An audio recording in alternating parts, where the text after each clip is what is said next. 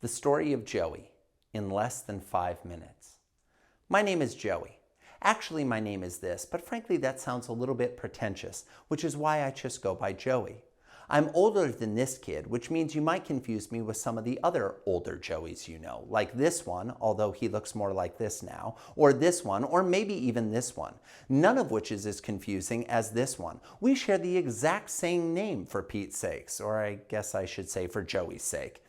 He comes from here and he starred in these, although starred may be a bit of a stretch. I say this because later you may decide to do this to me, and when you do, you'll find out that I show up here. Yes, that's number 1, 2, and 3. I am not number 10. That is my Canadian doppelganger. When it comes to image searches, you'll be able to see an evolution of haircuts over the years, although with my Canadian doppelganger friend, you'll be able to see that he has a tendency to always be looking the same direction when someone takes a photo.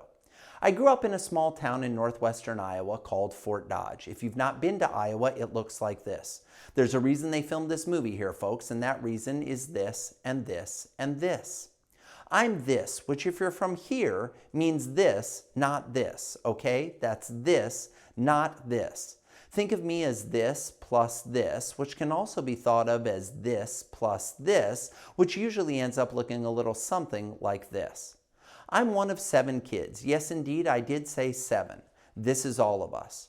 For reference, that's Lori, Joey, Danny, Tommy, Chris, Casey, and Callahan.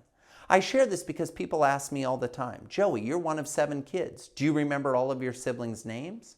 I mean, folks, come on. I know it's more complicated than this, and it's more complicated than this, but I promise you it is not nearly as complicated as this. This is my dad, and this is my mom. Dad was one of these. He worked here, and he kept his clients out of these. Mom was a stay-at-home mom who did not have one of these, but she did have her very own Coleman bunch. The child who gave her the most difficulty, the one in the bottom row, dead center. For college, I went to here, which is known for this and is known for this, although when I was in college, I looked more like this guy than this guy, which meant this is as close to the field as I ever came. After college, I went here so that I could study law here to follow in his footsteps, become one of these, work here, and keep my clients out of these.